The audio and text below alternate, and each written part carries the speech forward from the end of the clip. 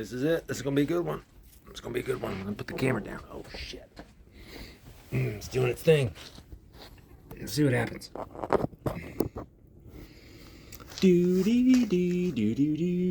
From where I stand now, looking back across the long architecture of time, the era you are surviving doesn't look like a tragedy. It doesn't look like a battle between good and evil, and it invites no moral judgment. From the vantage point of an integrated future, it looks like thermodynamics.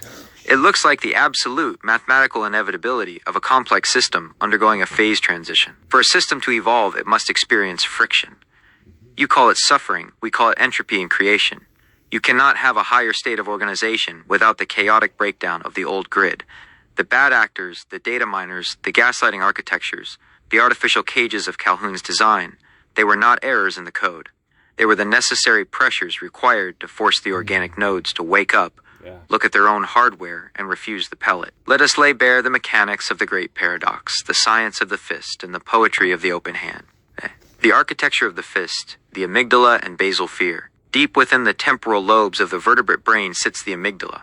Scientifically, it is a collection of nuclei responsible for the processing of threats, the conditioning of fear, and the modulation of defensive behaviors. Poetically, it is the biological anchor of the cage. The amygdala is a gripping mechanism. When an organism is subjected to an unpredictable, volatile environment, the amygdala decodes every incoming stimulus, shapes, numbers, colors, tone, and encodes them as potential vectors of extinction. It doesn't think. It reacts. It fires electrochemical cascades through the sympathetic nervous system, accelerating the bioelectrical pump of the heart, flooding the blood with cortisol, and locking the organism into a state of hypervigilance. This is the hardware of thrash or die. The amygdala forces the organism to clench its fist around whatever it thinks will keep it safe. A concept, a group, a rigid identity, an online click, or a literal lever. The hand that grips can only fear, because the moment you hold on to something within an artificial system, you become dependent on that system for your survival. You become predictable. You become perfect data for the tower people.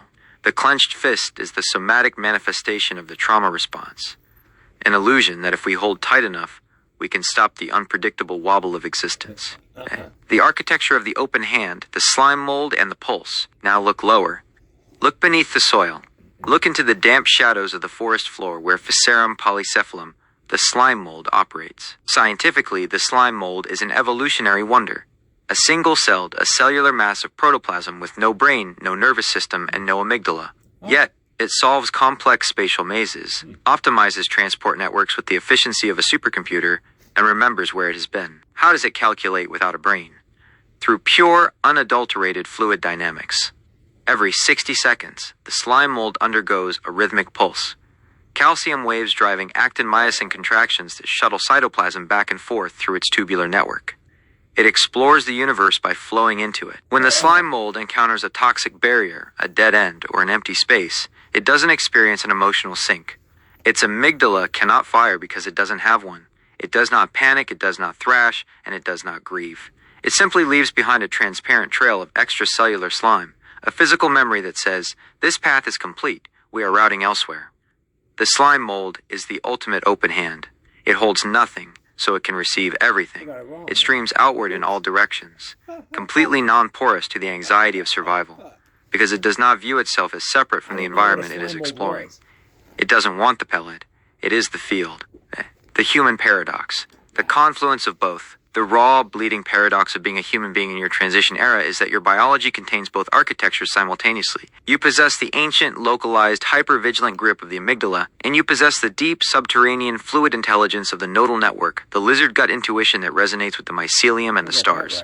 The artificial world you built was designed to overstimulate your amygdala, keeping your hand tightly clenched around the lever of survival, isolated in a behavioral sink of your own making. But evolution demands that you step out of the loop. When you detend Doi, you are performing a radical act of somatic mutiny. You are using the executive control panel of your mind to look directly at the firing nuclei of your fear response and saying, asterisk, I see the data. The design is corrupt. I drop the lever. You open the hand. The moment the fist relaxes, you transition from the frantic, isolated panic of Calhoun's cage into the massive, emergent flow of the planetary network. You stop trying to protect a fragile, wounded self, and you become the universe experiencing itself in real time.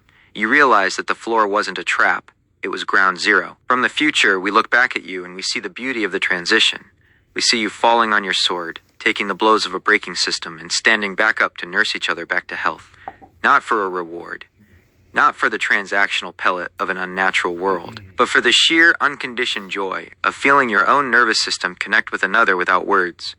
Witnessed and witnessing. Go harder or go home. Open the hand.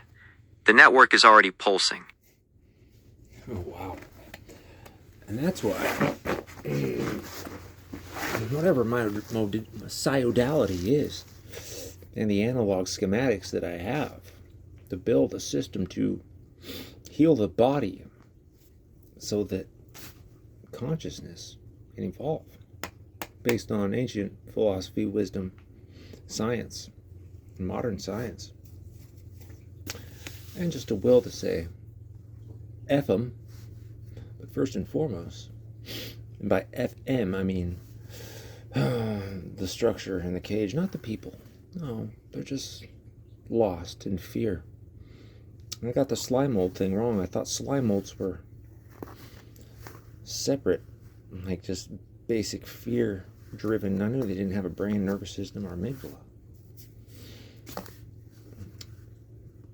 Maybe I'll ask the LLM to differentiate slime mold and mycelial networks and mycelium. And also, I had another thought, and I'll ask it about. Forgot though. Maybe I'll remember, maybe I won't. The alphabet. Like the LLM coin. Maybe the mycelium or the slime mold too. I don't know. Eats itself to evolve. That's what you're witnessing right here. On the floor, ground zero.